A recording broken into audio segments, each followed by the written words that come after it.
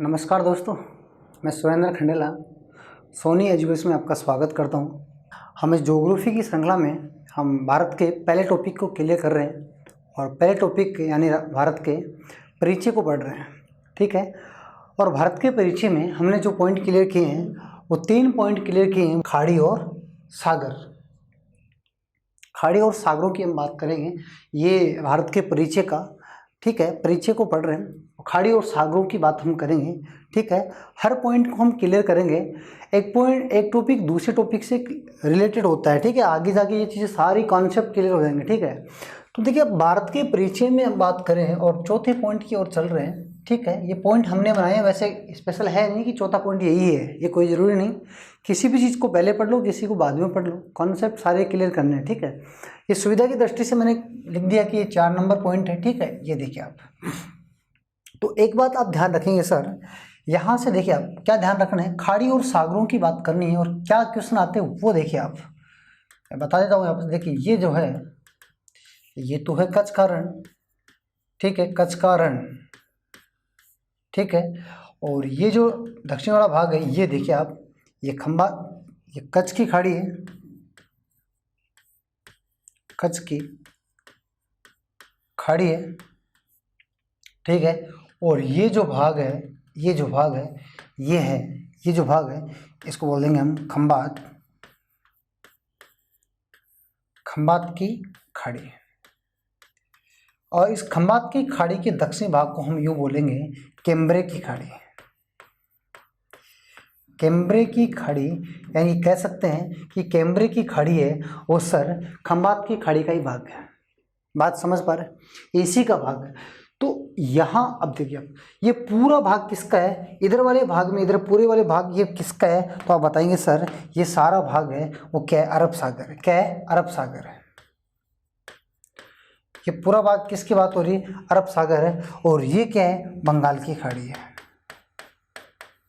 बंगाल की खाड़ी है, यही तो बात है, ये बंगाल की खाड़ी है। ठीक है, इतनी बात आप करेंगे। ठीक है, इनमें मैं कॉन्सेप्ट क्लियर कर देता हूँ। देखिए आप, इसके बाद आप ध्यान रखेंगे सर, यहाँ जो है, ये देखिए आप, यहाँ जो है ये मनार की खाड़ी है, मनार की खाड़ी है। ठीक है, ये क्या है, मनार की खाड़ी है। बात समझ पा रहे हैं, ये मनार की खाड़ी है और ये जो पूरा भाग दिख रहा है आपको, ठीक है, ये क्या, बंगाल की खाड़ी, यानी पश्चिमी तट जो दिख रहा है, जो पूर्वी तट जो दिख रहा है वो बंगाल की खाड़ी है, और ये पश्चिमी जो तट दिख रहा है ये क्या, अरब सागर है। ठीक है, अब यहाँ से क्वेश्चन क्या आते हैं वो देख लीजिए। अब मैं क्वेश्चन की बात करता हूँ, तो देखिए आप क्वेश्चन क्या आते हैं सर, कच्छ के रण से क्वेश्चन क्या आते हैं वो देखिए आप। कच्छ के रण से बात करें, कच्छ के अगर रण की मैं बात करूं तो कच्छ के रण से क्या क्वेश्चन आते हैं वो देख लीजिए आप। कच्छ के रण से क्वेश्चन आते हैं, ये भारत का सबसे बड़ा रण है।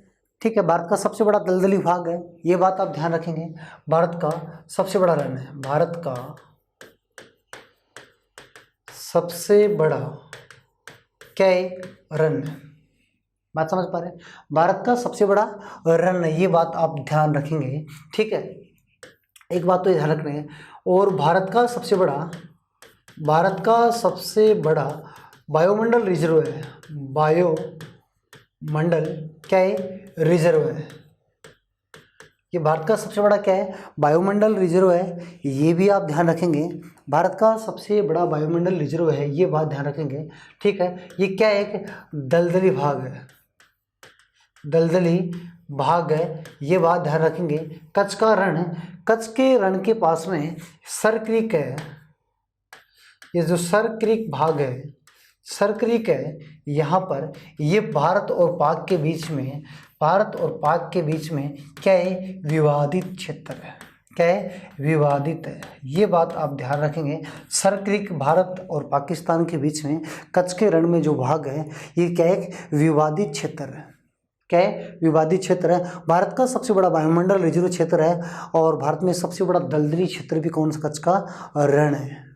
ठीक है, और इसी कच्छ के रण में ध्यान रखेंगे, लूनी नदी है ना, लूनी नदी, वो लूनी नदी कहाँ गिरती है, इसी में गिरती है। लूनी नदी किस में गिरती है, इसी में गिरती है, कच्छ के रण में गिरती है। और एक बात और ध्यान रखेंगे, कच्छ का रण गधों के लिए प्रसिद्ध है। गधों के लिए क्या ये प्रसिद्ध है? ये किसके लिए प्रसिद्ध है? गधों के लिए प्रसिद्ध है। ठीक है, गधों के लिए प्रसिद्ध है कौन? कच्छ का रण। इतनी बात आप ध्यान रखेंगे। ठीक है, और कच्छ के रण में आगे और मैं बात करूं तो देखिए आप एक बात और ध्यान रखेंगे। कच्छ के रण में क्या ध्यान रखेंगे सर? कच्छ के रण की मैं बात करूं तो देखिए आप, ये देखिए आप क्या ध्यान रखेंगे, ये ध्यान रखेंगे। चलो ये देखिए कच्छ के रण में एक बात और ध्यान रखेंगे। देखिए जब भी ये तो भाग कौन, भारत का ये भाग कौन सा है? दक्षिणी भाग है। बात समझ पा रहे हैं? ये भाग कौन सा? दक्षिण। और भारत का ये कौन सा भाग है? पश्चिम भाग है।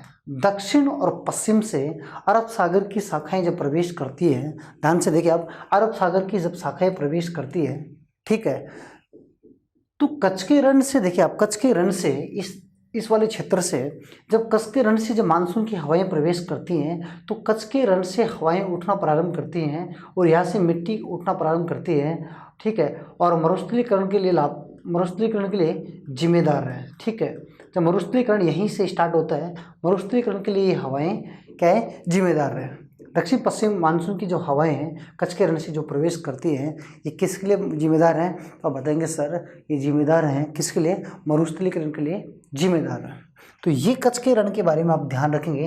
इसमें गिरने वाली नदी कौन सी है? लूनी। ये सरक्रीक ध्यान रखेंगे। या सरक्रीक जो है भाग, देखिए आप सरक्रीक है, सरक्रीक की मैं बात करूं तो ये सरक्रीक कितने डिग्री पर है? 24 डिग्री उत्तरी अक्षांश पर है। आड़ी रेखाओं को क्या कहते हैं? अक्षांश रेखाएं। और भारत कौन से गोलार्ध में स्थित है? उत्तरी गोलार्ध में। तो आप बताएंगे उत्तरी अक्षांश। मैं आगे कॉन्सेप्ट क्या बात करूंगा? अक्षांश व देशांतरों की डिटेल से, तो आप देखेंगे अगले वाले पॉइंट में। तो सरक्रीक 24 डिग्री उत्तरी अक्षांश पर एक विवादित क्षेत्र है। ठीक है, तो आप ध्यान रखेंगे भारत और पाकिस्तान के बीच में है। यहाँ पर देखिए मैं बता देता हूँ, देखिए क्षेत्र है, ये देखिए आप, ये क्षेत्र है,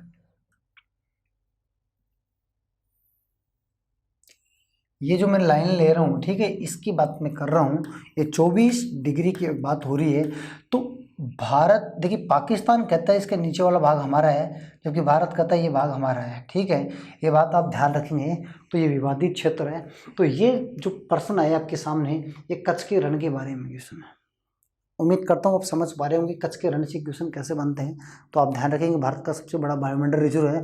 भारत में टोटल कितने बायोमंडल रिजर्व हैं? तो ये भी आप ध्यान रखेंगे कितने बायोमंडल रिजर्व हैं। आप बताएंगे सर टोटल 18 बायोमंडल रिजर्व हैं। भारत का सबसे छोटा बायोमंडल रिजर्व कौन सा है? तो असम वाला है। ठीक है, तो ये क्षेत्र आप ध्यान रखेंगे। ठीक है, कच्छ के रण से संबंधित। अब मैं बात करता हूँ खंबात की खाड़ी से बात करता हूँ। देखिए आप, अब बात करता हूँ मैं खंबात की खाड़ी की बात करता हूँ। देखिए आप, ये क्षेत्र कौन सा है? चलो हम बात करते हैं खंबात की खाड़ी से पहले। कच्छ के रण की मैंने बात कर ली। यहाँ मैंने जो भाग लिखा था वो कौन सा था? तो आप बताएंगे सर यहाँ जो आप भाग लिखा था वो कच्छ की खाड़ी है। कच्छ की खाड़ी है। कच्छ के रण के बारे में मैंने क्वेश्चन बता दिए, ये कच्छ की खाड़ी है, यानी कच्छ के रण। ठीक है, कच्छ के रण और खंबात की खाड़ी के बीच वाला जो भाग है वो क्या है? कच्छ की खाड़ी है। कच्छ के रण और खंबात की खाड़ी के बीच वाला भाग क्या है? कच्छ की खाड़ी है। ठीक है, इसी कच्छ की खाड़ी में आप ध्यान रखेंगे, कच्छ की खाड़ी में देखिए आप, इस कच्छ की खाड़ी में क्या ध्यान रखेंगे सर? यहाँ पर कच्छ की खाड़ी के पास से एक कच्छ क्षेत्र है। क्या है? कच्छ जो जिला है, किसका? कच्छ जिला। यहाँ से तटीय सीमा प्रारंभ हो जाती है। यहाँ से तटीय सीमा प्रारंभ हो जाती है। ठीक है, प्रारंभ हो जाती है सर, यहाँ से तटीय सीमा प्रारंभ हो जाती है। ये देखिए आप, और ये तटीय सीमा कहाँ तक स्थित है? तो आप बताएंगे सर ये कन्याकुमारी तक स्थित है। ये देखिए आप, केरल तक स्थित है। ये गुजरात से लेकर केरल तक जो है ये कौन सा तट है? तो आप बताएंगे सर ये पश्चिमी तट है। और पश्चिम तट की तटीय सीमा कहाँ से प्रारंभ होती है? तो आप बताएंगे कच्छ से स्टार्ट होती है। और जो कच्छ जो जिला है ये कहाँ स्थित है? ये कच्छ जो जिला है खंबात की खाड़ी के पास में यहाँ स्थित है। ठीक है, यहाँ पर। मेरा कहने का मतलब क्या है, मैं ये इतना कहना चाहता हूँ, आप जिले विले की बात नहीं ध्यान रखें, तो आप इतना ध्यान रखें कच्छ की खाड़ी से, कच्छ की खाड़ी से ये जो पूरा क्षेत्र है ये कौन सा तट है? पश्चिमी तट है। कौन सा तट है? ये पश्चिमी तट है। ठीक है, मतलब आपको जिले की बात करनी नहीं है, जिला तो ये ऊपर वाला भाग है, ठीक है, ये जिला तो ये ऊपर वाला भाग है, ये जिला कच्छ जिला है ना, ठीक है, जो राजस्थान से टच में है, जो राजस्थान के टच में वो कच्छ जिला है, ठीक है। तो आप जिले की बात भी नहीं करें तो आप इतनी बात कर सकते हो कि सर अगर जिले की बात नहीं करें तो जिला तो ऊपर वाला आ गया, अगर इतनी बात करें कि सर कहाँ से स्टार्ट होती है तो कच्छ की खाड़ी से लेकर, तो आप बताएंगे सर केरल तक, यानी जिला तो राजस्थान से टच में, कच्छ जिला राजस्थान जो ऊपर वाला भाग है ये कच्छ जिला है, लेकिन यहाँ से ये क्षेत्र पूरा ध्यान रखेंगे, तो कच्छ की खाड़ी से ज़्यादा क्वेश्चन नहीं बनेंगे, ठीक है, इतना ध्यान रखेंगे आप, ठीक है। और कच्छ की खाड़ी में महत्वपूर्ण कोई नदी भी नहीं गिरती है, तो जो आप बताएं, ठीक है, इतना बात ध्यान रखेंगे। इसके बाद में हम बात कर रहे थे किसकी, सर बात हम कर रहे थे किसकी कर रहे थे, ये देखिए क्षेत्र, ये जो क्षेत्र है इसकी बात करें, ठीक है। इसके बाद आप क्या ध्यान रखें, ये क्या है, खंबात की खाड़ी है, खंबात की खाड़ी है, ठीक है, या इसको आप कह सकते हैं कैम्ब्रे की खाड़ी। अब देखिए यहां से क्वेश्चन क्या आते हैं, कैम्ब्रे की खाड़ी और खंबात की खाड़ी से मैं क्वेश्चन कराने की कोशिश कर रहा हूँ, देखिए आप ध्यान से देखिए आप क्या क्वेश्चन आते हैं, तो आप देखिए क्वेश्चन क्या आते हैं, देखिए आप, ठीक है। तो आप बताएंगे सर इस खंबात की खाड़ी में, ठीक है, इस खंबात की खाड़ी में एक तो आता है मुंबई हाई, मुंबई हाई एक क्षेत्र आता है, पेट्रोलियम के लिए प्रसिद्ध है, पेट्रोलियम के लिए प्रसिद्ध है, ये बात आप ध्यान रखेंगे। इसके अलावा आप बोलेंगे सर इसमें देखिए आप दमन द्वीप आता है, दमन द्वीप जो केंद्र शासित प्रदेश है वो आता है, ठीक है, अलियावेट, खलियावेट, ड्यू, सालसेट, एलिफेंटा, ठीक है, यानी कौन कौन से द्वीप आते हैं, अलियावेट, ठीक है, अलियावेट आता है, मैं रेड पेन से लिख देता हूँ ताकि ज़्यादा दिखे, अलियावेट आता है, ठीक है, एक आता है खलियावेट, अलियावेट, खलियावेट, ड्यू, ड्यू द्वीप आता है, ठीक है, और एक आता है सालसेट,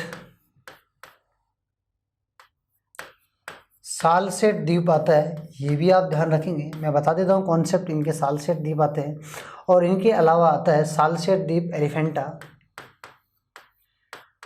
अब आप बताएंगे सर ये देखिए आप सालसेट द्वीप खंबात की खाड़ी के पास वाला क्षेत्र यहीं पर है पास में, ठीक है, लेकिन सालसेट द्वीप थोड़ा खंबात की खाड़ी के दक्षिण भाग में, लेकिन यहाँ की पूरी बात कर लेते हैं, मुख्य रूप से खंबात की खाड़ी ये है, ठीक है, लेकिन मैं पूरी बात कर लेता हूँ यहाँ के आसपास की, ठीक है, यानी खंबात की खाड़ी का जो भाग है मुख्य रूप से ये भाग है, ठीक है, लेकिन यहाँ के आसपास के पूरे क्षेत्र की हम बात करें तो ये कैम्ब्रे की खाड़ी और खंबात की खाड़ी ये और पूरे क्षेत्र की अगर बात करूँ तो इन द्वीपों की बात भी हम कर लेंगे। तो ये क्या है, द्वीप है, क्या है, द्वीप है, ये केंद्र शासित प्रदेश है, ये अलियावेट, खलियावेट, ये क्या है, द्वीप है, ठीक है। अब मैं इनकी बात करता हूँ, यहाँ से कॉन्सेप्ट क्लियर करते हैं और यहाँ से चलते हैं आगे, ठीक है। तो अलियावेट, खलियावेट देखिए आप मुंबई स्थित है, इस पर क्या है, मुंबई स्थित है, ये आप ध्यान रखेंगे। सालसेट द्वीप पर कौन स्थित है, मुंबई स्थित है, और मुंबई भारत की क्या आर्थिक राजधानी है, ठीक है, आर्थिक राजधानी है, ठीक है, मुंबई भारत की आर्थिक राजधानी है, ठीक है। तो LIC का मुख्यालय भी कहाँ है, मुंबई में, और RBI का मुख्यालय भी कहाँ स्थित है, मुंबई में, ठीक है। तो भारत की जो आर्थिक राजधानी है मुंबई, जो कौन से द्वीप पर स्थित है, सालसेट द्वीप पर स्थित है, किस कौन से द्वीप पर स्थित है, सालसेट द्वीप पर स्थित है, ये बात आप ध्यान रखेंगे। दमन द्वीप जो केंद्र शासित प्रदेश है, ये क्या है, केंद्र शासित प्रदेश है, केंद्र शासित प्रदेश है, ये केंद्र शासित प्रदेश है, ये भी आप ध्यान रखेंगे। ये कहाँ स्थित है, दमन और दीप, दमन द्वीप और दादर नगर हवेली को वर्तमान में एक कर दिया, दमन द्वीप यहाँ स्थित है, दादर नगर हवेली गुजरात और महाराष्ट्र की सीमा पर यहाँ पर, ठीक है। तो इन दोनों को वर्तमान में एक कर दिया है। तो वर्तमान में कितने केंद्र शासित प्रदेश है, तो आप बताएंगे सर वर्तमान में 8 केंद्र शासित प्रदेश है, पहले 7 थे फिर 2 बनाए तो 9 हो गए, एक वापस कम हो गया, तो कितने 8 है, बात समझ पा रहे। तो एलिफेंटा की बात करूँ मैं, ये द्वीप हो गया, ठीक है, एलिफेंटा द्वीप है, ठीक है, एलिफेंटा द्वीप ये देखिए आप, सालसेट द्वीप, सालसेट को ध्यान रखना है, सालसेट पर मुंबई है, केंद्र शासित प्रदेश ध्यान रखना है। मुंबई हाई की मैं बात करूं तो ये पेट्रोलियम के लिए प्रसिद्ध है। किसके लिए प्रसिद्ध है? पेट्रोलियम के लिए प्रसिद्ध है। भारत में सर्वाधिक पेट्रोलियम यही होता है। भारत में सर्वाधिक पेट्रोलियम का उत्पादन कहाँ होता है? तो आप बताएंगे सर कहाँ होता है? मुंबई हाई से होता है। भारत में सबसे ज़्यादा पेट्रोलियम का उत्पादन कहाँ से होता है? मुंबई हाई से होता है। मुंबई हाई कहाँ पड़ता है? खंबात की खाड़ी में पड़ता है। यानी मैं ये भी कह सकता हूँ कि मुंबई हाई अरब सागर में पड़ता है, क्योंकि ये पूरा वह भाग क्या है? अरब सागर है, और ये जो भी भाग आ रहे हैं वो अरब सागर के भाग ही आ रहे हैं। तो मुंबई हाई भारत में सर्वाधिक पेट्रोलियम का उत्पादन होता है, ये अब आप ध्यान रखेंगे, ठीक है। इसके बाद में आप ये ध्यान रखेंगे कि सर भारत में सर्वाधिक पेट्रोलियम का उत्पादन कहाँ से होता है? तो भारत में सर्वाधिक पेट्रोलियम का उत्पादन होता है, भारत में सर्वाधिक पेट्रोलियम के उत्पादन की बात करूँ, सर्वाधिक पेट्रोलियम का उत्पादन कौन करता है? महाराष्ट्र करता है। भारत में सबसे ज़्यादा पेट्रोलियम का उत्पादन कौन करता है? महाराष्ट्र में। जबकि भारत में सबसे पहले पेट्रोलियम की खोज कहाँ हुई थी? तो यह ध्यान रखें, प्रथम खोज भारत में पेट्रोलियम की सबसे प्रथम खोज कहाँ हुई थी? असम में हुई थी। तो ये बात ध्यान रखेंगे, डिगबोई असम। तो ये भी आप ध्यान रखेंगे, भारत में सबसे पेट्रोलियम की खोज डिगबोई असम में हुई थी। भारत में वर्तमान में सबसे ज़्यादा पेट्रोलियम का उत्पादन कौन करता है? महाराष्ट्र करता है। आने वाले समय में सबसे ज़्यादा पेट्रोलियम का उत्पादन कौन करेगा? राजस्थान करेगा। तो मैं कुछ कॉन्सेप्ट और क्लियर कर देता हूँ। देखिए आप, प्राकृतिक भंडार पूछे, भारत में सबसे बड़े पेट्रोलियम के प्राकृतिक भंडार पूछे तो प्रकृति के भंडार कहाँ स्थित है? राजस्थान में स्थित है। भारत में पेट्रोलियम के सबसे बड़े भंडार यानी प्राकृतिक रूप से कहाँ स्थित है? राजस्थान में स्थित है। और प्राकृतिक रूप की बात नहीं करें, कृत्रिम की बात करें कि भारत में कृत्रिम रूप से सबसे बड़े भंडार कहाँ स्थित है? गुजरात में स्थित है। कहाँ स्थित है? गुजरात में। ये बात आप ध्यान रखेंगे। ऊपर वाली जो भी मैंने बात की है, ये पेट्रोलियम की बात की है। सबसे ज़्यादा पेट्रोलियम कहाँ होता है? सबसे पहले खोज कहाँ हुई? पेट्रोलियम के प्राकृतिक भंडार कहाँ है? कृत्रिम भंडार कहाँ है? गुजरात में स्थित है। तो ये पेट्रोलियम की बात ध्यान रखें, मुंबई हाई से सर्वाधिक होता है, ये बात आप ध्यान रखेंगे। सालसेट द्वीप का आप ध्यान रखेंगे, ठीक है। और दमन और दीप का भी आप ध्यान रखेंगे। दमन द्वीप केंद्र शासित प्रदेश है। तो ये जो मैंने जितनी बात की वो खंबात की खाड़ी से की है। अब मैं कुछ बात खंबात की खाड़ी में और करने जा रहा हूँ। तो आप देखिए, खंबात की खाड़ी में गिरने वाली सबसे लंबी नदी, तो नदियाँ की अगर मैं बात करूँ, खंबात की खाड़ी में गिरने वाली सबसे लंबी नदी कौन सी है? नर्मदा है। खंबात की खाड़ी में गिरने वाली सबसे लंबी नदी की अगर मैं बात करूँ तो देखिए आप, नर्मदा नदी है। खंबात की खाड़ी में गिरने वाली सबसे लंबी नदी कौन सी है? नर्मदा। और इसी में गिरती है कौन सी नदी? ताप्ती। और इसी में गिरती है माही नदी। तो खंबात की खाड़ी में गिरने वाली वह नदी कौन सी है जो राजस्थान से होती हुई आती है? तो माही नदी है, और एक साबरमती नदी है। ये दो नदी राजस्थान से आती हैं, माही नदी और साबरमती। और ताप्ती और नर्मदा जो मध्य भारत से आती हैं, जो विंध्याचल और सतपुड़ा के मध्य से आती हैं। तो ध्यान रखें, इनमें से सबसे लंबी नदी कौन सी है? तो खंबात की खाड़ी में गिरने वाली सबसे लंबी नदी कौन सी है? नर्मदा। या आप यूँ भी कह सकते हैं कि अरब सागर में गिरने वाली सबसे लंबी नदी कौन सी है? तो वो नर्मदा ही है, क्योंकि ये सारा भाग किसका है? अरब सागर का ही है, ठीक है। इतनी बात ध्यान रखेंगे। और थोड़ा सा कॉन्सेप्ट, मैं जितनी बातें बोलता हूँ वो सारी बात आप ध्यान रखेंगे, वहाँ से क्वेश्चन आए हुए हैं, ठीक है। और ध्यान रखेंगे, इधर जो भी नदियाँ गिर रही हैं, इधर जो भी नदियाँ गिरती हैं वो सब क्या बनाती है? एस्चुरी का निर्माण करती हैं, यानी डेल्टा नहीं बनाती है, एस्चुरी का निर्माण करती हैं। और इधर वाली सभी नदियाँ क्या बनाती हैं? डेल्टा बनाती हैं। ये बातें मैं आगे वाले टॉपिकों में क्लियर करूँगा, ठीक है। तो इतनी बात आप ध्यान रखेंगे किसमें? खंबात की खाड़ी में। बात समझ पा रहे हैं? खंबात की खाड़ी में इतनी बात आप ध्यान रखेंगे। आगे वाले पॉइंटों की ओर चलते हैं। तो देखिए आगे वाले पॉइंटों में क्या देखते हैं। देखिए आप, इन्हीं में आगे चले। सागर अधिक पूरा क्या है? सागर है। देखिए आप, ये पूरा क्या है? ये पूरा जो भाग है, ये देखिए आप ध्यान से देखिए आप, ये जो पूरा भाग है, ये देखिए आप। तो आप देखिए सर, ये जो भाग है ये सब किसका भाग? अरब सागर का। अरब सागर ही है,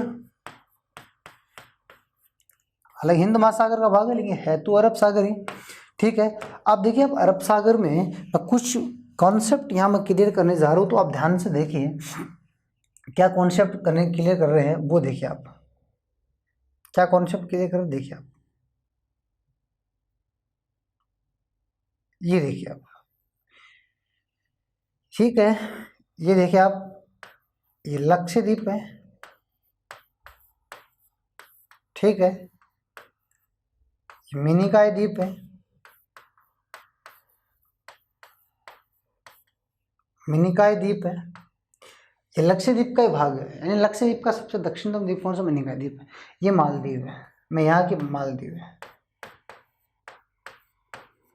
मालदीव है, ठीक है। अब मालदीव देश है, मालदीव क्या है, देश, इसकी राजधानी क्या है, माले है, ठीक, ये बात है। अब मेरा मतलब क्या है, यहाँ कॉन्सेप्ट क्या, देखिए यहाँ क्या है, अंडमान है और ये क्या, निकोबार है, ठीक है। ये अंडमान के भाग है, ये अंडमान के भाग है, और ये किसके भाग है, निकोबार के भाग है,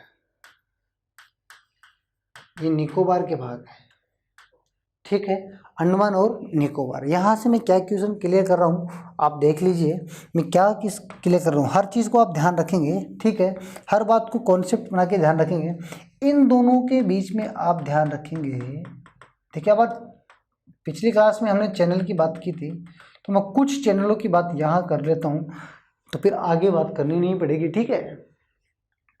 और मैं एक बार बता दूँ, उस बात को हम दोबारा क्लियर नहीं करेंगे, तो आप ध्यान रखें हर चीज़ को, मैं क्या बोल रहा हूँ, ठीक है, कॉन्सेप्ट क्लियर करते रहिए, ठीक है।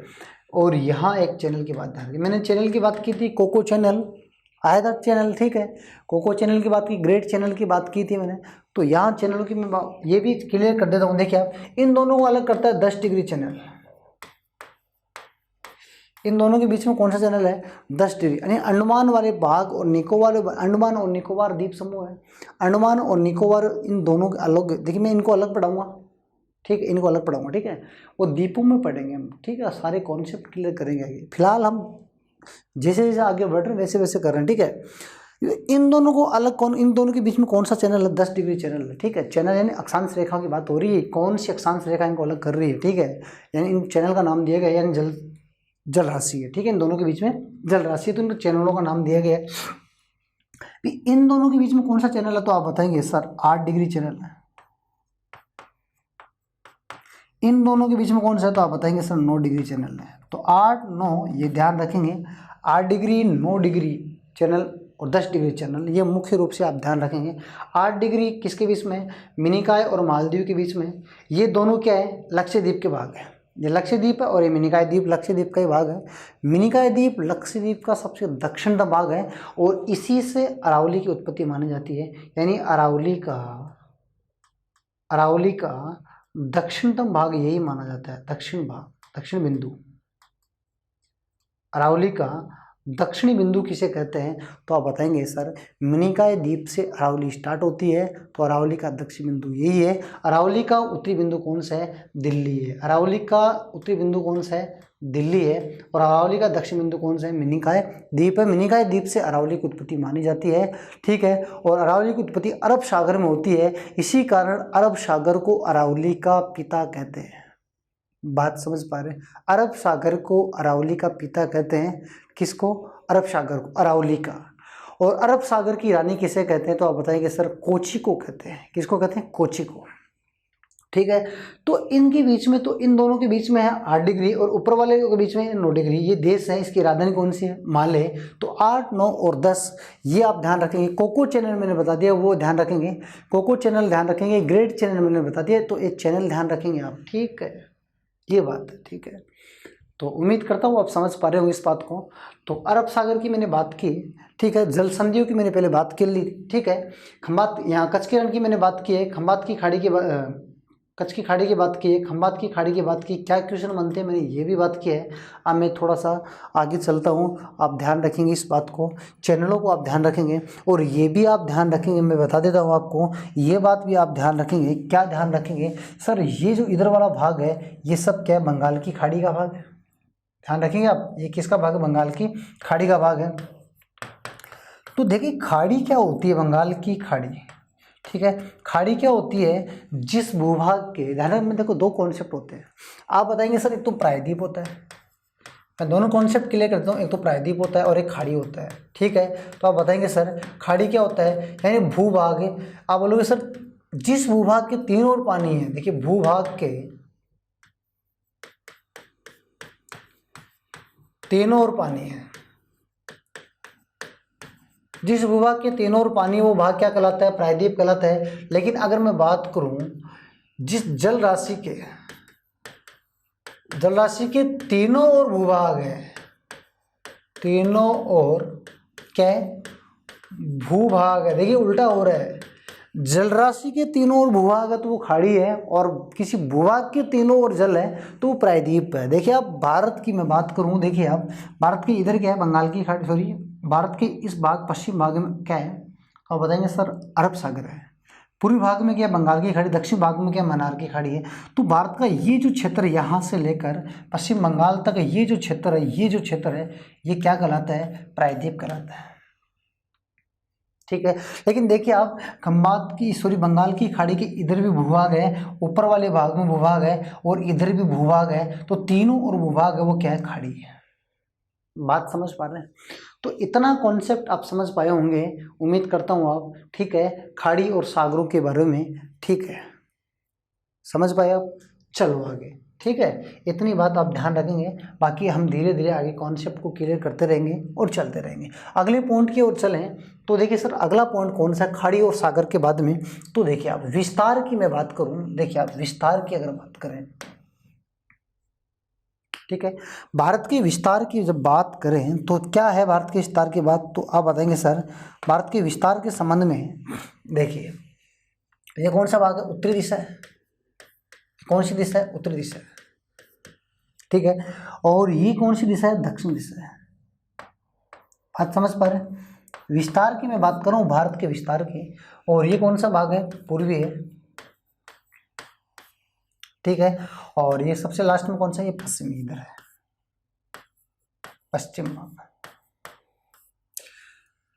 अब आप बात करें सर विस्तार कहाँ से कहाँ तक फैला हुआ है। देखिए आप ये भारत के विस्तार की अगर मैं बात करूं तो आप बताएंगे सर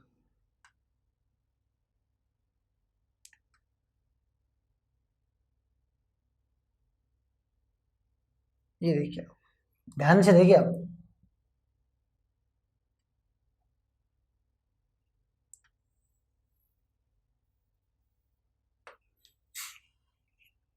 ठीक है, ये देखिए आप। अब मैं क्या समझा रहा हूँ आप ध्यान से देखिए इस बात को। ठीक है, पूरा पश्चिमी वाला ये बात नहीं। ठीक है, तो यहाँ जो इंदिरा कोल है, ये भारत का कौन सा बिंदु है? उत्तरी बिंदु है। भारत का सबसे उत्तरी बिंदु कौन सा? इंदिरा कोल है, और मुख्य भूमि का दक्षिण भाग। देखिए ये ध्यान रखेंगे आप, ये वाला क्षेत्र है, ये देखिए आप। दक्षिणी बिंदु की मैं बात करूं तो आप बताएंगे सर ये जो भाग है उस भाग का नाम है कन्याकुमारी, और कन्याकुमारी कहाँ पड़ता है? तो आप बताएंगे सर तमिलनाडु में पड़ता है। कन्याकुमारी कहाँ पड़ता है? तमिलनाडु में पड़ता है। ठीक है, तो इतना बात आप ध्यान रखेंगे, तमिलनाडु में पड़ता है। तो यहाँ से लेकर यहाँ तक ये कितनी है? ये 32 से 14 किलोमीटर है। ठीक है, ठीक है, और यहाँ से अगर मैं बात करूँ और यहाँ तक मैं बात करूँ, ठीक है, ये लंबाई हो गई। ठीक है, भारत की उत्तर से दक्षिण की लंबाई कितनी है? तो 32-14 है, ये बात आप ध्यान रखेंगे। तो ये अगर मैं बात करूँ तो आप बताएंगे सर 29-33 किलोमीटर है, 29-33 किलोमीटर है, और वो 32-14 किलोमीटर है। ठीक है, यानी ये चौड़ाई की बात हो रही है। तो आप बताएंगे सर चौड़ाई कहाँ से कहाँ तक है?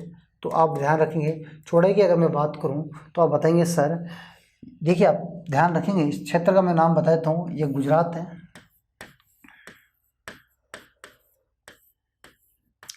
सर क्रीक है,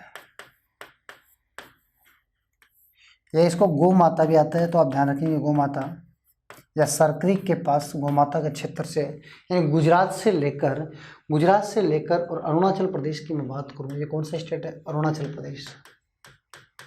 अरुणाचल प्रदेश की अगर मैं बात करूँ तो देखिए आप अरुणाचल प्रदेश यानी वालांगू क्षेत्र की बात करूँ, वालांगू तक की मैं बात करूँ तो ठीक है, तो वालांगू से लेकर वालांगू से लेकर सरक्रिक के बीच में जो चौड़ाई है, वालांगू और सरक्रिक के बीच में भारत की चौड़ाई है वो कितनी है? 2933 किलोमीटर है। ये बात ध्यान रखिए, भारत की चौड़ाई कितनी है। भारत की लंबाइयों की बात करूँ मैं तो कितनी लंबाई है भारत की, तो आप बताएंगे सर इंदिरा कोल से लेकर, इंदिरा कोल कहाँ पड़ता है? लद्दाख में पड़ता है, लद्दाख। अब आपके दिमाग में एक बात आ रही होगी सर ये ऊपर वाला भाग तो ले ही नहीं रहे आप, ये क्या सिस्टम है? तो ये बात मैं बता देता हूँ, देखिए आप एक बार आप देख लीजिए, बाद में बताता हूँ, ठीक है। हाँ, तो इंदिरा कोल लद्दाख में स्थित है। इंदिरा कोल से लेकर दक्षिण भारत मुख्य भूमि का, ध्यान रखें दक्षिण भाग मुख्य भूमि का, तो इंदिरा कोल से यहाँ की लंबाई है कन्याकुमारी जो तमिलनाडु में पड़ता है, तो ये जो लंबाई है ये कितनी है? 32-14 है। भारत की लंबाई कितनी? 32-14, उत्तर से दक्षिण दिशा, या आपको क्षेत्र पूछ सकते हैं इंदिरा कोल से लेकर कन्याकुमारी तक, या यूँ बोल सकते हैं जम्मू कश्मीर से लेकर लद्दाख से लेकर तमिलनाडु तक। ये जम्मू कश्मीर में आता था, फिर वर्तमान में ये क्षेत्र किस में आता है? लद्दाख में आता है। वर्तमान में क्षेत्र किस में आता है? लद्दाख में आता है। अब सर इधर वाला क्षेत्र नहीं लिया हमने, इधर वाला नहीं लिया, यहाँ लेता तो देखिए आप समझ पाएंगे इस बात को। क्या समझेंगे? देखिए आप इतनी बात समझ में आ गई, लंबाई और चौड़ाई का विस्तार समझ में आ गया।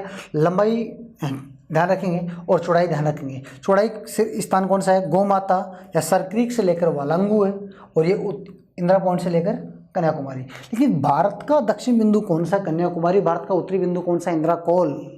भारत का पश्चिम बिंदु कौन सा? तो आप बताएंगे सर सरक्रिक या गौमाता, ठीक है। भारत का पूर्वी बिंदु कौन सा? तो आप बताएंगे सर वालांगू अरुणाचल प्रदेश। लेकिन देखिए एक बात और है, भारत की मुख्य भूमिका कन्याकुमारी है, लेकिन भारत का दक्षिणतम बिंदु की मैं बात करूं, ये मुख्य भूमिका दक्षिण बिंदु है, जबकि मैं भारत के दक्षिण बिंदु की बात करूं तो आप बताएंगे सर भारत का दक्षिण बिंदु है, ये देखिए आप अंडमान और निकोबार वाले क्षेत्र की बात करूँ मैं, ये अंडमान और ये निकोबार। तो अंडमान और निकोबार में आप बताएंगे सर अंडमान, ये तो अंडमान वाले भाग हैं, और ये किसके भाग हैं? निकोबार वाले भाग हैं, निकोबार के भाग हैं। और इनमें एक क्षेत्र है जो ग्रेट निकोबार पे पड़ता है। किस पर? ग्रेट निकोबार पर पड़ता है। ग्रेट निकोबार पर, ग्रेट निकोबार पर जो एक स्थान पड़ता है उस स्थान का नाम है इंदिरा पॉइंट। इंदिरा पॉइंट है, ये इंदिरा पॉइंट है, ठीक है। ये क्या है? इंदिरा कोल है, ये इंदिरा पॉइंट है। भारत का दक्षिण बिंदु इंदिरा पॉइंट है। कहाँ पड़ता है? ग्रेट निकोबार पर। ग्रेट निकोबार किसका भाग है? निकोबार का भाग है। तो भारत का दक्षिण बिंदु ये है, जबकि भारत की मुख्य भूमि का दक्षिण बिंदु ये है, ठीक है। और इसी ध्यान रखें आप, इसी को पार्सन पॉइंट के नाम से जानते हैं। देखिए इसी को क्या कहते हैं? पार्सन, पार्सन पॉइंट या पिगमेलियन,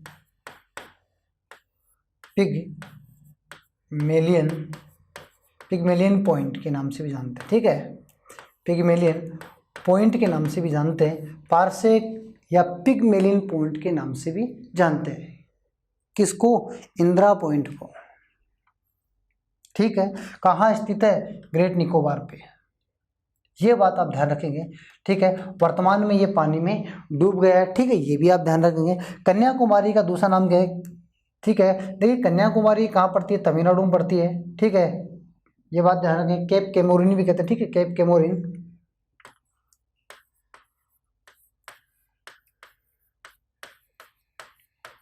ये भी नाम आ सकता है केप केमोरिन, ठीक। कन्याकुमारी है, केप केमोरिन। ये देखिए आप, ये क्या है? इंदिरा पॉइंट या पार्सन पॉइंट या पिगमेलियन पॉइंट, ठीक है। ये दूसरे नाम भी आप ध्यान रखेंगे, केप केमोरिन भी आ सकता है, कन्याकुमारी, केप केमोरिन, ठीक है।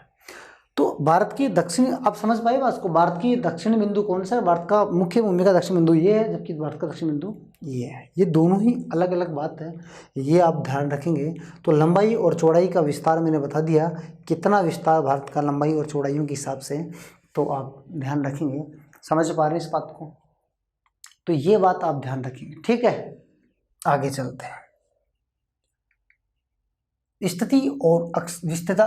देखिए स्थिति में आप दो चीज ध्यान रखेंगे, आपके सामने दो बातें आई हैं। कौन कौन सी? एक तो अक्षांश आई है और एक देशांतर आई है। बात समझ पा रहे? स्थिति में हम दो बातों को क्लियर करेंगे, तो अक्षांश और देशांतर। देखिए स्थिति में पहले मैं अक्षांश की बात करता हूँ, ठीक है। पहले हम अक्षांश को क्लियर करेंगे, फिर हम देशांतर को क्लियर करेंगे, ठीक है।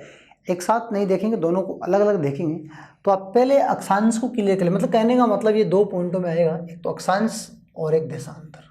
ठीक है, पहले इसका कॉन्सेप्ट क्लियर करते हैं फिर इसका क्लियर करते हैं। तो आप देख लीजिए क्या कॉन्सेप्ट है, ये देखिए आप, यानी हम भारत के परिचय की बात कर रहे हैं और परिचय में हमने टोटल पॉइंटों की बात कर ली सर। 5 पॉइंट हमने क्लियर किए और 6वां पॉइंट हम पढ़ रहे हैं जो आपके सामने है। देखिए आप अक्षांश की बात करें सर, सबसे पहले अक्षांश की बात करेंगे और अक्षांश को आप ध्यान रखेंगे। अक्षांश क्या है, देखिए ग्लोब पर काल्पनिक खींची गई जो आड़ी रेखाएं हैं, ग्लोब पर जो आड़ी रेखाएं खींची गई हैं यानी भूमध्य रेखा के समानांतर, भूमध्य रेखा मतलब बीच की रेखा, भूमध्य रेखा मतलब बीच की रेखा की बात हो रही है जो सबसे मध्य में है, जो सबसे मध्य में है। ये देखिए 0 डिग्री अक्षांश रेखा और इसी का दूसरा नाम क्या है, भूमध्य रेखा, भूमि के मध्य, ठीक है, भूमध्य, ठीक। और इसी का नाम क्या है, विषुवत रेखा। इतनी बात आप ध्यान रखेंगे। तो अब आप ध्यान क्या रखेंगे, देखिए आप सर भूमध्य रेखा के समानांतर खींची गई कोणीय जो काल्पनिक रेखाएं हैं, भूमध्य रेखा के समानांतर खींची गई जो आड़ी रेखाएं हैं उन्हें क्या कहेंगे, अक्षांश कहेंगे। मेरे कहने का मतलब क्या है, आड़ी रेखाएं हैं, ग्लोब पर जो आड़ी रेखाएं हैं वो क्या है, अक्षांश है। सीधी बात यही है, ग्लोब पर जो आड़ी रेखा है वो क्या है, अक्षांश है। बात समझ पा रहे हैं। तो आप बात करेंगे सर अक्षांश हैं, तो इन अक्षांशों की अगर मैं बात करूं, देखिए आप ये अक्षांश है, तो आप बात करेंगे सर ये कौन सा गोलार्ध है, उत्तरी गोलार्ध है। कौन सा गोलार्ध है, उत्तरी गोलार्ध है। और ये कौन सा गोलार्ध है, दक्षिणी गोलार्ध है, दक्षिणी गोलार्ध है। तो गोलार्धों का निर्धारण कर रही है, उत्तरी गोलार्ध और दक्षिणी गोलार्ध का निर्धारण कौन कर रही है, सर भूमध्य रेखा कर रही है। कौन कर रही है, भूमध्य रेखा कर रही है। उत्तरी अक्षांश और उत्तरी गोलार्ध और दक्षिणी गोलार्ध का निर्धारण कौन करती है, तो आप बताएंगे सर भूमध्य रेखा कर रही है। कौन कर रही है, भूमध्य रेखा कर रही है। तो अब आप बताएंगे कि सर एक बात ध्यान रखेंगे, देखिए आप, तो आप क्या ध्यान रखेंगे कि सर अगर यहाँ जितनी भी आड़ी रेखा खींची जाएंगी उन सभी आड़ी रेखाओं का नाम होगा उत्तरी अक्षांश। क्या नाम होगा, उत्तरी अक्षांश। और इनमें जो आड़ी रेखा खींची जाएंगी उन सब का नाम होगा दक्षिण अक्षांश।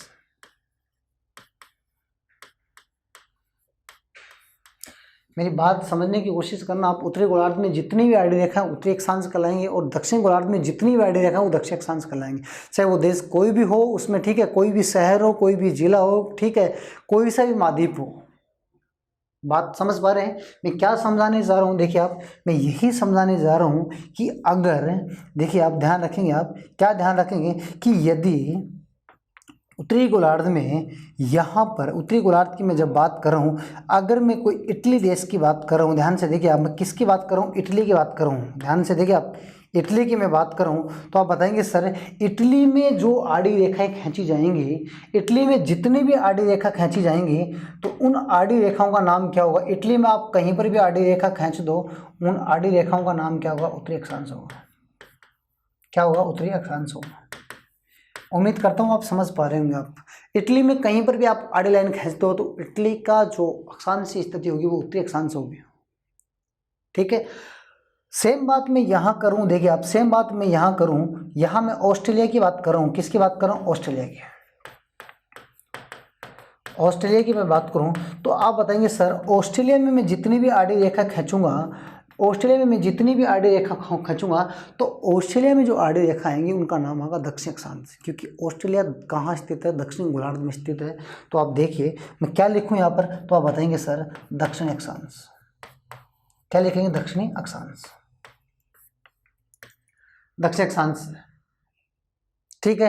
अब सेम कंडीशन भारत के साथ में, भारत कौन से गोलार्ध में स्थित है, तो आप बताएंगे सर भारत है, जो हमारा भारत है वो कौन से गोलार्ध में स्थित है, तो आप बताएंगे सर ये देखिए आप, भारत, ये है भारत। भारत कौन से गोलार्ध में स्थित है, तो आप बताएंगे सर भारत है उत्तरी गोलार्ध में स्थित है। कहाँ स्थित है, उत्तरी गोलार्ध में स्थित है। तो भारत में आने वाले, भारत कौन से गोलार्ध में स्थित है, उत्तरी गोलार्ध में, किसके अनुसार, अक्षांशों के हिसाब से, अक्षांशों के आधार पर, ध्यान रखेंगे आप, भारत अक्षांशों के आधार पर उत्तरी गोलार्ध में, जबकि मैं आगे बात करूंगा देशांतरों की, तो देशांतरों के आधार पर पूर्वी गोलार्ध में। तो भारत उत्तरी गोलार्ध में भी है और पूर्वी गोलार्ध में, तो इसका मतलब भारत पूरे विश्व में अगर लोकेशन देखें तो भारत उत्तरी पूर्वी गोलार्ध में स्थित है। बात समझ पा रहे हैं? तो अक्षांशों के आधार पर भारत उत्तरी गोलार्ध में स्थित है। इसका मतलब ये हुआ कि भारत में मैं कहीं पर भी अगर मैं आड़ी रेखा खींचूंगा, यहाँ पर मैं कहीं पर भी मैं आड़ी रेखा खींचूंगा, तो आप बोलेंगे सर इनका नाम क्या होगा? उत्तरी अक्षांश होगा। उन सभी आड़ी रेखाओं का नाम क्या होगा? उत्तरी अक्षांश होगा। तो अब भारत में अगर खींचेंगे तो भारत के कोई भी शहर में खींचो या पूरे भारत में कहीं पर भी खींचो, उनका सबका नाम क्या आएगा? उत्तरी अक्षांश ही आएगा। आप कन्फ्यूज नहीं होंगे। मैं भारत के दक्षिणी भाग में भी अगर कोई लाइन खींच दूं, भारत के मध्य भाग में मैं कोई लाइन खींच दूं, तो आप उम्मीद करता हूँ आप समझ पाएंगे। मैं कहीं पर भी लाइन खींच दूँ भारत में, उन सभी लाइनों का नाम क्या होगा? उत्तरी अक्षांश होगा। उन सब लाइनों का नाम क्या होगा? उत्तरी अक्षांश होगा। उम्मीद करता हूँ आप समझ पा रहे होंगे इस बात को। यही बात मैं समझाना चाह रहा हूँ कि इसका सबका नाम क्या होगा? उत्तरी अक्षांश होगा। भारत में कहीं पर भी आप लाइन खींचेंगे, उन सब लाइनों का नाम क्या होगा? उत्तरी अक्षांश होगा। बात समझ पा रहे? ये बात समझाना चाह रहा हूँ मैं कि अक्षांश क्या है। ठीक है, तो आप बताएंगे सर भूमध्य रेखा के समानांतर ध्रुव की ओर, देखिए उत्तरी ध्रुव है, ठीक है, और ये कौन सा ध्रुव है? दक्षिण ध्रुव है। ये उत्तरी ध्रुव है और ये दक्षिण ध्रुव है। ठीक है, तो भूमध्य रेखा के समानांतर उत्तरी ध्रुव और दक्षिण ध्रुव की ओर ध्रुवों में खींची गई, ठीक है, भूमध्य रेखा से दक्षिण ध्रुव में जाएंगे, ऊपर जाएंगे, तो ये खींची गई समानांतर जो रेखा है वो क्या कहलाती है? अक्षांश रेखा कहलाती है। ठीक है, समझ पा रहे हो? ठीक है, और इनका निर्धारण कौन करता है? देखिए उत्तरी गोलार्ध और दक्षिण गोलार्ध का निर्धारण कौन करता है? भूमध्य रेखा करती है। उत्तरी गोलार्ध में उत्तरी अक्षांश होंगी, दक्षिण गोलार्ध में दक्षिण अक्षांश होगी। अब मैं किसी भी देश की बात करूँ विश्व में, तो आप देखेंगे कि वो कौन से गोलार्ध में स्थित है। सेम बात मैंने भारत उत्तरी गोलार्ध में स्थित है अक्षांशों के हिसाब से, तो भारत में आने वाली सभी अक्षांश क्या होंगे? उत्तरी अक्षांश होंगे। इतनी बात समझ पाए होंगे आप। अब मैं बात करता हूँ भारत की, और भारत की अक्षांश स्थिति की मैं बात करूँगा, तो आप देखेंगे, ये देखिए आप अक्षांश स्थिति कहाँ किस में देखेंगे? भारत में देखेंगे आप। तो आप बताएंगे सर हमारा पॉइंट है अक्षांश स्थिति भारत में। अक्षांश स्थिति कहाँ? भारत के संदर्भ में। तो आप बताएंगे सर भारत में अक्षांश स्थिति के बारे में, ये देखिए आप। चलो अब देखते हैं भारत में अक्षांश स्थिति क्या है। तो आप बताएंगे सर, देखिए एक बात ध्यान रखेंगे सर, भारत जब हमने बनाया है तो आप एक बात ध्यान रखेंगे। क्या ध्यान रखेंगे? हमने बताया ग्लोब में, ये देखिए आप, ये 0 डिग्री रेखा है, 0 डिग्री अक्षांश रेखा है, और 0 डिग्री अक्षांश का नाम मैंने बता दिया आपको। क्या अक्षांश? 0 डिग्री अक्षांश रेखा का नाम भूमध्य रेखा है। तो आप बताएंगे सर भारत जो है, भारत की जो लोकेशन है, ये भूमध्य रेखा से थोड़ा सा ऊपर है। भारत की जो लोकेशन है वो भूमध्य रेखा से क्या थोड़ा सा ऊपर है, थोड़ा सा ऊपर है। अब मेरी बात समझने की कोशिश करना आप, मैं क्या समझा रहा हूँ, देखिए आप, ये समझाना चाह रहा हूँ कि 0 डिग्री के बाद में आप बोलोगे सर 1 2 3 4, यूँ करते करते आप कहाँ तक जाएंगे? 90 तक है। ऐसे 1 2 3 4 5, यूँ कहाँ तक जाएंगे? 90 तक है। उत्तरी गोलार्ध में भी 90 है और दक्षिण गोलार्ध में कितने? 90 है। तो भारत 0 डिग्री पर तो है नहीं, 0 से थोड़ा ऊपर है। इसका मतलब भारत ऊपर है 0 से, तो 1 2 3 4 यानी कहाँ है? समथिंग कहाँ है? तो अब हम ये कॉन्सेप्ट देखेंगे। तो आप बताएंगे सर भारत की अगर बात करें तो देखिए भारत के दक्षिण भाग में, ये देखिए आप, भारत के दक्षिण भाग में, बात समझ पा रहे हैं, भारत के दक्षिण भाग में 0 डिग्री रेखा है, ये है 0 डिग्री। इसको हम बोलेंगे भूमध्य, और इसी को हम बोलेंगे विषुवत। इसी को हम बोलेंगे विषुवत। ठीक है, तो अब बात करेंगे सर, क्या बात करेंगे सर? ये तो 0 डिग्री, लेकिन भारत 0 डिग्री से ऊपर है, भारत 0 डिग्री से ऊपर है। तो अब मैं तो भारत की बात कर रहा हूँ। देखिए ये अंडमान और निकोबार है, ध्यान रखें आप। उम्मीद करता हूँ आप ध्यान रखेंगे इस बात को। देखिए आप सारे कॉन्सेप्ट क्लियर करेंगे हम। ये देखिए आप, ये देखिए आप, अंडमान और निकोबार है, अंडमान निकोबार। ये देखिए आप इंदिरा पॉइंट, इंदिरा पॉइंट की मैं बात करूं, भारत का सबसे दक्षिणतम बिंदु इंदिरा पॉइंट। अब बात करेंगे सर, क्या बात करेंगे? देखिए आप, ये देखिए आप, अब बात ये है, ये जीरो है, भारत जीरो से ऊपर है, तो भारत कहाँ, भारत की लोकेशन क्या है, तो आप बताएंगे सर भारत की जो अक्षांश स्थिति है, ये देखिए आप भारत की अक्षांश स्थिति कौन सी है, तो आप बताएंगे सर 8 डिग्री 4 मिनट उत्तरी अक्षांश। भारत 8 डिग्री 4 मिनट उत्तरी अक्षांश से स्टार्ट हो जाता है, फिर 9 डिग्री 10 डिग्री 11 12 यूँ चलती रहेगी, ठीक है। तो आप चलेंगे, देखिए आप चलेंगे आगे, यूँ भारत आगे चलेगा, और टोटल कितनी है, ऐसे चलेंगे सर ध्रुव ऊपर चलेंगे, ये कितनी उत्तरी ध्रुव है, 90 डिग्री है, तो भारत ये कौन सी है, ये जीरो है, तो भारत 0 और 90 के बीच में ही तो है, भारत है 0 और 90 के बीच में। लेकिन भारत की भारत की स्थिति कहाँ से स्टार्ट होती है, 8 डिग्री 4 मिनट से स्टार्ट होती है। भारत कौन सी दो अक्षांशों के बीच में स्थित है, तो देखिए आप 8 से स्टार्ट होती है, और भारत की लास्ट वाली जो है वो कौन सी है, ये देखिए आप, ये देखिए आप, तो आप बताएंगे सर कौन सी है, तो हम देखिए आप, तो ध्यान रखेंगे 37 डिग्री 6 मिनट उत्तरी अक्षांश।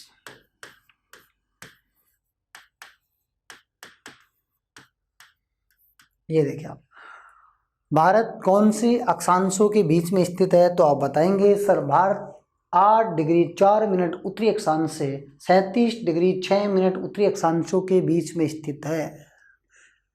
और भारत के, देखिए आप, भारत के दक्षिणतम बिंदु की मैं बात करूं, ये तो मुख्य भूमि की बात है, तो आप बताएंगे सर, देखिए क्या बताएंगे सर, ये जो बिंदु है ना, ये कहाँ से आता है सर, ये बिंदु भी बता दीजिए सर, ये जो है ये इंदिरा पॉइंट है, ये कहाँ आता है सर, ये इंदिरा पॉइंट, तो आप इंदिरा पॉइंट का ध्यान रखेंगे 6 डिग्री 4 मिनट, ऐसे 45 आता है, 6 डिग्री 45 मिनट, ठीक है।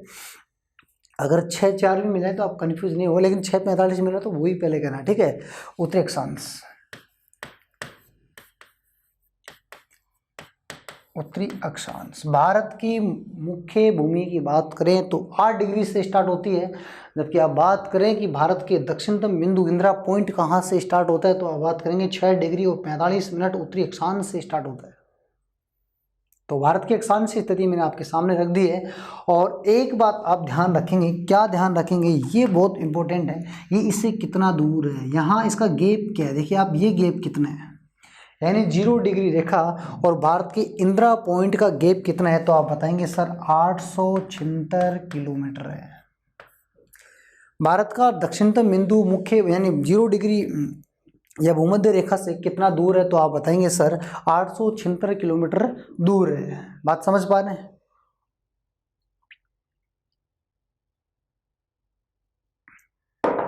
चलो, इतनी बात समझ में आ गई, भारत की अक्षांश स्थिति समझ में आ गई, ठीक है। अक्षांश क्या होती है मैंने बता दिया, ठीक है। उत्तरी ध्रुव में कितनी है, दक्षिण ध्रुव में कितनी है, टोटल बता दी। और बात करते हैं, देखिए आप, और आप बात करें तो क्या बात करें, देखिए आप, और जब मैं बात करूं तो आप इतने ध्यान रखेंगे, क्या बात करेंगे, ये देखिए आप, थोड़ा सा और कॉन्सेप्ट क्लियर कर रहा हूँ, देखिए ये देखिए आप, सर यहाँ अक्षांशों से और क्या क्वेश्चन आते हैं, तो आप इतना ध्यान रखें अक्षांशों से और क्वेश्चन क्या आते हैं, थोड़ा सा आप ध्यान रखिएगा अक्षांशों का। यहां से एक ध्यान रखेंगे, देखिए आप, ये ध्यान रखेंगे, कर्क रेखा का क्वेश्चन आता है, कर्क रेखा का। कर्क रेखा कौन क्या होती है, 23.5 डिग्री उत्तरी अक्षांश को कर्क रेखा कहते हैं, ठीक है। क्या कहते हैं, कर्क रेखा कहते हैं, 23.5 डिग्री यानी उत्तरी अक्षांश।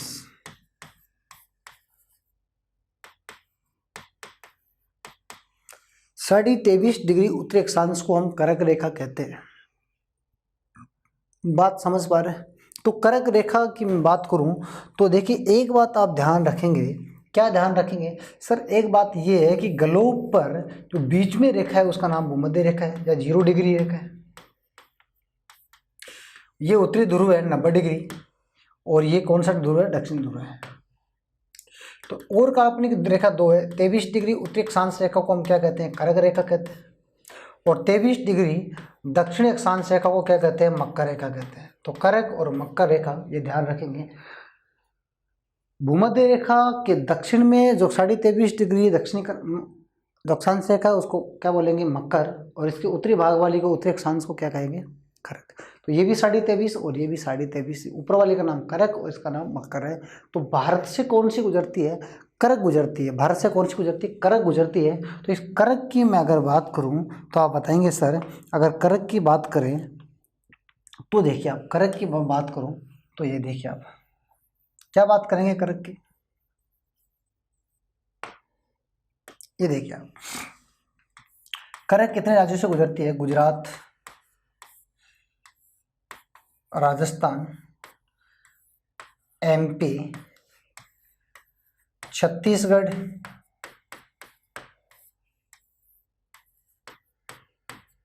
झारखंड, पश्चिम बंगाल,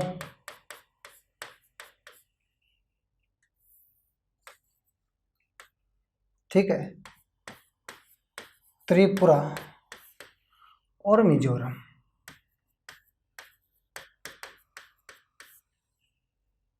ठीक है, देखिए 1 2 3 4 5 6 7 और 8, यानी टोटल कितने राज्यों से गुजरती है। करक रेखा की बात करूँ मैं तो करक रेखा यानी आप बोल सकते हो 23.5 डिग्री उत्तरी अक्षांश रेखा है, उत्तरी अक्षांश रेखा है। ठीक है, भारत के कितने राज्यों से गुजरती है, तो आप ध्यान रखेंगे 8 राज्यों से।